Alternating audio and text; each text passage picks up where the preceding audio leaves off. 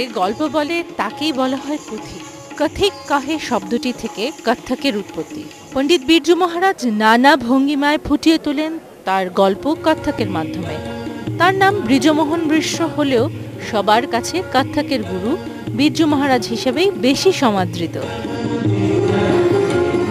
একই সাথে তিনি পারকাশনিস্ট, সঙ্গীত শিল্পী, কবি এবং চিত্রকর, যার নৃত্যে কাব্যময়তা, অভিব্যক্তি, উপস্থাপনাকে নিয়ে গেছে অন্য মাত্রায়।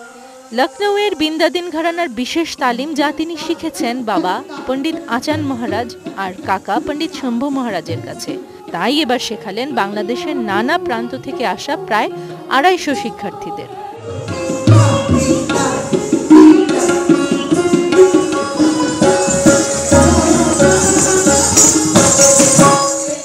বাংলাদেশের নাচের প্রসারে নৃত্যাঞ্চল আয়োজিত কর্মশালায় নাচ শেখাতে পেরে খুশি पंडित जी নিজেই। जो अभी हर चैनल पे डांस चल रहा है उल्टा सीधा, वो मन और आत्मा के लिए नहीं है, वो सिर्फ हिलने के लिए, एंजॉय, जैसे पिकनिक कर रहे हैं।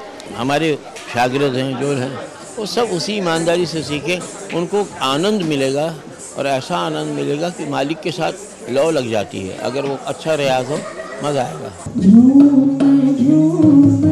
উচ্চাঙ্গ সঙ্গীত বা নৃত্য গুরুমুখী বিদ্যা। যথাযথভাবে তা আয়ত্ত করতে গুরুকে ভালোভাবে জানতে হয়, সেবা করতে হয়, জানালেন তাঁর শিষ্য শাশ্বতী সেন। উনি আমাকে একদম গড়ে দিয়েছেন। লখনৌ ঘরানায় শুধু গ্রেস না, স্ট্রেংথও আছে, পাওয়ারফুলও বটে, বোলবাণীরও স্ট্রেংথ আছে, অথচ সেগুলোকে কঠোর করে না, মানে সফটলি, এলিগেন্টলি। কর্মশালা শেষে শিক্ষার্থীদের পরিবেশনার পাশাপাশি ছিল পণ্ডিত বিরজু মহারাজের কন্যা মমতা মহারাজের পরিবেশনা। রাগ হিন্দোলে, তাল ধামারে পণ্ডিতজির গানের সাথে তিনি লয়ের নানা সূক্ষ্ম দিক তুলে ধরেন। এর পরপরই ছিল শিষ্য শাশ্বতী সেনের বলিষ্ঠ মোহনীয় পরিবেশনা। গল্পের মধ্য দিয়ে তিনি পণ্ডিতজির লয়ের কাব্যিক রূপ ফুটিয়ে তোলেন।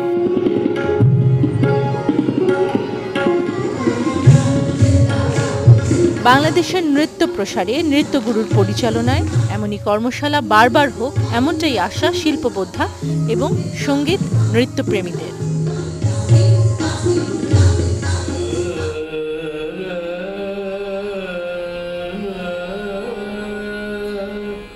শহরে তখন হরতাল চলছে, তবে জাতীয় জাদুঘরের মিলনায়তন কানায় কানায় পূর্ণ।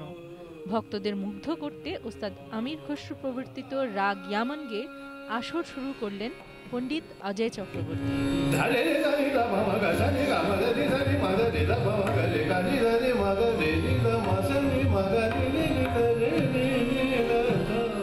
বিখ্যাত সঙ্গীতজ্ঞ পণ্ডিত জ্ঞানপ্রকাশ ঘোষের কাছে তালিম নেওয়া এই শিল্পী ওস্তাদ বড়ে গোলাম আলী খানের পুত্র ওস্তাদ মুনাব্বার আলী খানের সান্নিধ্যও পেয়েছেন। গান করেন পাতিয়ালা ঘরানায়।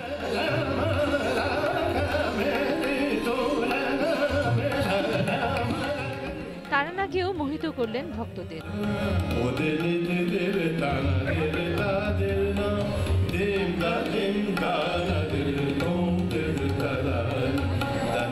এর পরপরই গাইলেন ওস্তাদ বড়ে গোলাম আলী খানের ঠুমরি আয়েনা ওয়ালম।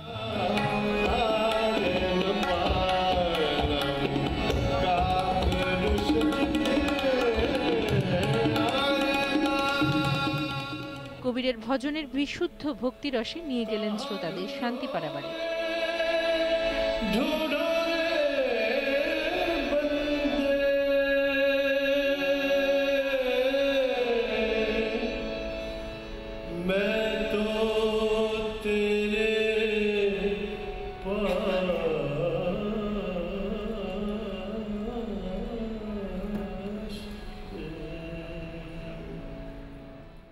জনপ্রিয় বাংলা রাগ নির্ভর গান ঘুম আসে না, পছন্দের নজরুলের গান চিরতরে দূরে চলে যাব একে একে গেয়ে শোনান। রাগ সঙ্গীত পিপাসু শ্রোতাদের অপেক্ষার অবসান হলো এই আসরের মধ্য দিয়ে।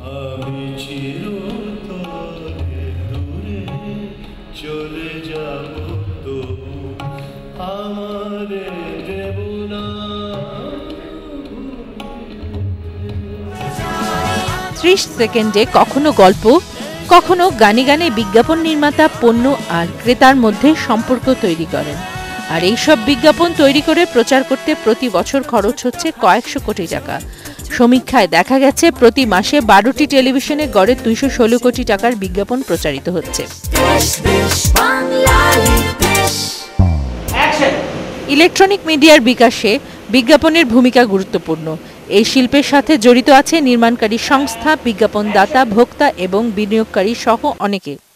কমিউনিকেশন একটা বাজেট হয় সারা বছরের জন্য, বাজার খুব বেশি বড় না হলে তার পক্ষে তো এই টাকাটা বাড়ানো সম্ভব হচ্ছে না, ফলে এটা একটু ইন্ডাস্ট্রিতে বিশৃঙ্খলা সৃষ্টি করছে হয়তো বা। নিশ্চয়ই বিজ্ঞাপন শিল্পটা তো ডেফিনেটলি একটা ভালো জায়গায় আছে, এখানে কাজ করার অনেক সুযোগ আছে। আমাদের দুইটা ভাগ আছে, মানে মিডিয়া ওরা চালানোর জন্য এক ধরনের পয়সা খরচ করে, আবার বানানোর জন্য এক ধরনের পয়সা।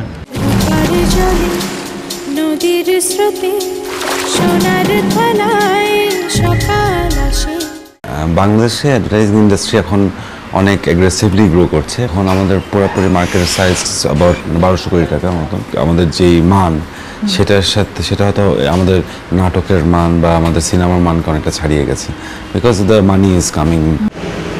80-র দশকের শেষ দিকে ভালো বিজ্ঞাপন নির্মাণ করতে গেলে পাশের দেশগুলোর উপর নির্ভর করতে হতো। তো ওই সময়টা অনেক বাইরে যাওয়া হতো, সেই শেখাটা আমাদেরকে অনেক উপকৃত করেছে এবং এর মাঝে আবার অনেক ইয়াং ট্যালেন্টসরা এসেছে। সেই সময় আফজাল হোসেনদের মতো নির্মাতাদের কেউ কেউ নির্মাণ শৈলীতে পরিবর্তন আনেন। তখন আমাদের বিজ্ঞাপন করার জন্য ডেকেছেন, মাত্র 1,80,000 টাকা একটা বিজ্ঞাপনের বাজেট আমরা দিয়েছিলাম। সেটার জন্য তারা 3 বছর অপেক্ষা করেছিলেন এটা স্বীকার করে বিজ্ঞাপনটা বানানোর জন্য। এমন সন্তানের জন্ম দিয়েছো মা, তোমায় সালাম। এখন সেই নির্মাণ খরচ বেড়ে দাঁড়িয়েছে 30 লাখ টাকারও ওপরে। তবে পোস্ট প্রোডাকশনের জন্য এখনো পাড়ি জমাতে হয় মালয়েশিয়া বা মুম্বাইতে, কারণ দেশে ল্যাব সুবিধা খুবই কম। প্রশিক্ষণ ইনস্টিটিউট না থাকায় রয়েছে দক্ষ পারফর্মারেরও অভাব। তবু বিজ্ঞাপন নির্মাণ ও প্রচারে এই শিল্পের সম্ভাবনা তৈরি হচ্ছে বলে মনে করেন সংশ্লিষ্টরা। লিঠি হাসনাত, 71, ঢাকা।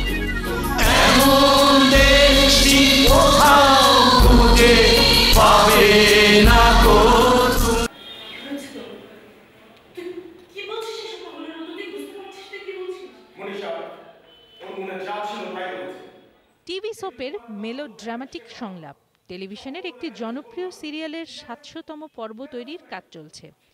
এরকম প্রায় 900 নাটক বা ভিডিও ফিকশন তৈরি হচ্ছে প্রতি বছর। প্রচার হচ্ছে দেশের দ্রুত স্ফীত হয়ে ওঠা বেসরকারি টেলিভিশন ইন্ডাস্ট্রিতে। অনুমান করা হয় বছরে প্রায় 100 কোটি টাকার মতো লগ্নি করা হয় এসব নাটক আর টেলিফিল্ম তৈরির পেছনে। লেনদেন হয় 900 কোটি টাকার মতো। চুপ করে আছো কেন? উত্তর দাও না, কি হয়েছে তার? তোমার স্বামী হয়েছে শহীদ, আর ইসরাফিল হয়েছে নিখোঁজ। টেলিভিশন নাটক তৈরিকে ঘিরে জড়িত আছে অভিনেতা, অভিনেত্রী, কলাকুশলী, নির্মাতা, প্রযোজকের এক বিশাল কর্মী বাহিনী। সংখ্যায় যারা 4000-এর বেশি হবেন। গড়ে উঠেছে 200-র মতো প্রোডাকশন হাউস। তবে এখনো এটি এক সুশৃঙ্খল শিল্পে রূপ পায়নি। প্রযোজকদের অভিযোগ, নাটক তৈরির পেছনে খরচ ক্রমশ বাড়লেও যারা কিনছেন তারা দাম কমিয়ে দিচ্ছেন, ফলে মানের সঙ্গে আপোষ করতে হচ্ছে। আমি নিজে যখন প্রথম প্রডিউস করি তখন যে নাটক আমি 5 লাখ 6 লাখ টাকা বিক্রি করতাম, সেই নাটক এখন 1.5 লাখ টাকা বিক্রি করি। যেই সিরিয়াল আমি প্রথম 1,60,000 টাকা বিক্রি করেছি এই 21 টেলিভিশনে, সেই সিরিয়াল এখন 70,000 টাকা বিক্রি করতে হয়। তো অ্যাকচুয়ালি এই গত 10 বছরে সব কিছুর দাম বেড়েছে, নাটকের দাম কমেছে। এই নয় যে তাকে তার ক্ষতি করে আমরা একটি নাটক কিনবো, এই ধরনের আমরা এই ধরনের কোনো আমাদের কখনো হয়নি।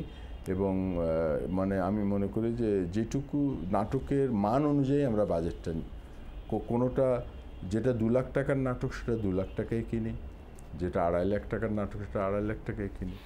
সব প্রচলিত ব্যবসার মতো নাটক বেচাকেনার ব্যবসাতেও গড়ে উঠেছে মধ্যস্বত্বভোগী একটি শ্রেণী। তাদের দৌরাত্ম্য ক্রমশ বাড়ছে বলে অসন্তোষ নির্মাতাদের। টাকাটা যাচ্ছে কোথায়? আমরা তো শুনি যে নাটকের যে বিজ্ঞাপন পায় এক একটা চ্যানেল, সেটা প্রচুর টাকা পায়, এবং বিজ্ঞাপনের চোটে মানুষের নাটক দেখাই প্রায় বন্ধ হয়ে গেছে। এখন দর্শক নাটক দেখে না বললেই চলে। কাউকে জিজ্ঞেস করলে বলে ভাই আমি তোমার নাটক দেখতে পারিনি, 5 মিনিট দেখেছিলাম, তারপরে বিজ্ঞাপনের জন্য আর দেখতে পারিনি। তো সুতরাং নাটকের দর্শক নাই, কিন্তু নাটক প্রচার হচ্ছে। মাঝখানে যারা দালাল গোছের যারা আছে তারাই এখন পয়সা রোজগার করছে। নাটক তৈরির এই বেড়ে চলা শিল্পের সঙ্গে প্রতিদিনই যোগ হচ্ছে নতুন নতুন মুখ। ছোট পর্দায় ফুটিয়ে তোলা সুখ দুঃখের গল্পগুলি তাদের নিজেদের গল্প হয়ে উঠছে কখনো কখনো।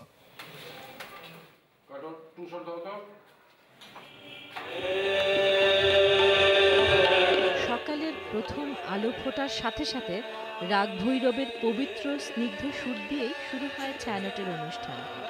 1967 সাল থেকে রমনা বটমিলে এই বর্ষবরণ শুরুটা ছিল অনেকটা অনাড়ম্বরভাবে, কিন্তু এখনকার এই সমবেত অংশগ্রহণে গর্বিত সংশ্লিষ্টরাও।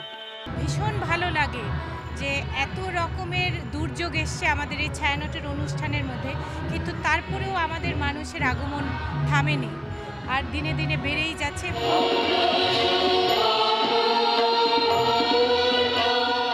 উচ্চাঙ্গ সঙ্গীতের পর শিল্পীরা পরিবেশন করে রবীন্দ্রনাথের সম্মেলক গান। শুধু গানই নয়, ভাস্বর বন্দ্যোপাধ্যায়ের কণ্ঠে আবৃত্তিও উপভোগ করে সকলে। তা যদি না পারো চিরদিন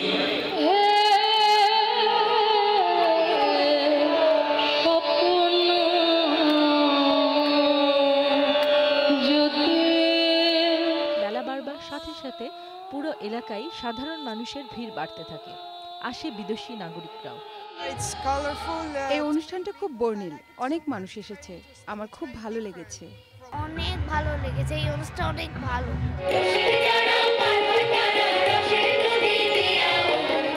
রবীন্দ্রনাথ, নজরুল, লালনের পাশাপাশি অতুল প্রসাদ সেন, রজনীকান্ত সেন সহ বাংলা গানের সমৃদ্ধ ভাণ্ডার থেকে গান পরিবেশন করেন শিল্পীরা। অনুষ্ঠান শেষ হয় ছায়ানটের অধ্যক্ষ সঞ্জিদা খাতুনের কথনের মধ্য দিয়ে। তিনি মনের মলিনতা, অসাম্প্রদায়িক ভাবনা পেছনে ফেলে এগিয়ে যাওয়ার আহ্বান জানান। তুমি কি বেসেছো ভালো। রবীন্দ্রনাথের গানের উপর নিষেধাজ্ঞার প্রতিবাদ করতে গিয়ে ছায়ানটের জন্ম। ছায়ানটের এই 50 বছরে এই অনুষ্ঠানকে কেন্দ্র করে বাঙালি পেয়েছে তার শেকড়ের উৎসব, তার প্রাণের উৎসব। বাংলা সাহিত্যে পথ তৈরি করে হাঁটতে হয়েছে রবীন্দ্রনাথকে। গীতিকবিতার আলস্য ভেঙে বাংলায় আধুনিক কবিতার ধারা তৈরি করতে হয়েছে তাকে। গল্প আর উপন্যাস লেখার জন্য বাংলা গদ্যকেও তৈরি করে নিতে হয়েছে, এগুলো লেখার উপযুক্ত করে। বাঙালির রেনেসাঁ তার শিখর স্পর্শ করেছিল রবীন্দ্রনাথের মধ্য দিয়ে। একই সাথে সঙ্গীত স্রষ্টা, সুরকার, ছোট গল্পকার, ঔপন্যাসিক, প্রাবন্ধিক এবং দার্শনিক ছিলেন ক্ষণজন্মা রবীন্দ্রনাথ। শেষ বয়সে হয়ে উঠেছিলেন চিত্রকরও।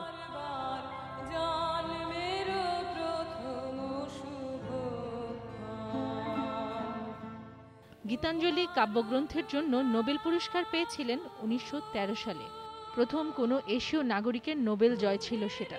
বিশ্বের বহু খ্যাতিমান কবি সাহিত্যিকের অনুপ্রেরণা হয়ে উঠেছিলেন কলকাতার জোড়াসাঁকোর ঠাকুরবাড়িতে বেড়ে ওঠা এই বাঙালি।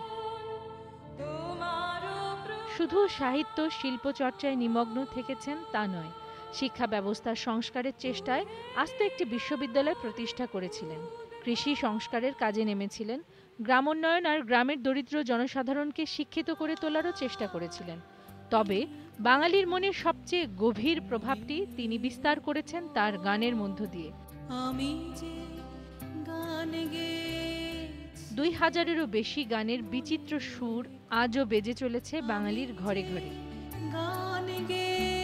Dithi Hasnat, independent news, Dhaka.